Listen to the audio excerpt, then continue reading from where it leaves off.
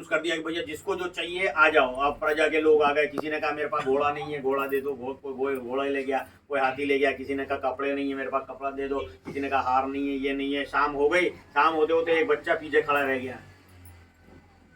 उसने कहा कि सब तो मेरा ले गए हैं और तू क्यों खड़ा रह गया, तुझे क्या चाहिए?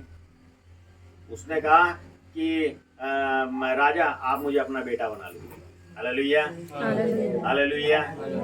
क्यों कहा उसने? राजा का बेटा वारिस होता है ना। जब वो राजा का बेटा बन गया तो उसको सब कुछ वैसे ही मिल गया, उसको कुछ मांगने की जरूरत ही नहीं है। हालेलुया, हालेलुया, हाथी के बच्चे को मांगने की जरूरत नहीं पड़ती कि मुझे तंदुरुस्ती दे। हालेलुया, वैसे ही हालेलुया। तंदुरुस्त पैदा होगा, है ना। तो राजा के अगर राजकुमार है तो उसे कुछ मांगने की जरूरत नहीं है, वो सिर्फ आदेश करेगा उसके बाद ये हो जाए। और वचन कहता है कि तुम आदेश करोगे और तुम्हारे लिए हो जाएगा, क्योंकि वचन कहता है कि जब तुम मेरे राज और धर्म की खोज में लगोगे तो ये सब वस्तुएं तुम्हारे पीछे पीछे जाएंगी। Hallelujah, hallelujah, hallelujah, hallelujah.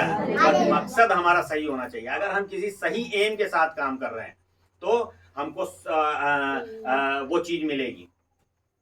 और अगर हम भटकते हुए काम करेंगे, कभी इधर कभी उधर कभी इधर, इसीलिए उदाहरण बताया गया भेड़ और बकरी का, है ना। तो बकरी का क्या चाल चलन होता है? मुंह मारते रहते इधर उधर, इधर उधर बेरी इधर में। उधर, कभी संसार में कभी परमेश्वर में, कभी संसार में कभी परमेश्वर में, कभी संसार में कभी परमेश्वर में। तो यूं यूं यूं यूं चलते रहेंगे तो भटक जाएंगे, भटक जाएंगे, है ना। इसलिए आज परमेश्वर का हम धन्यवाद करते हैं, पवित्र आत्मा का धन्यवाद करते हैं, विषय देता है।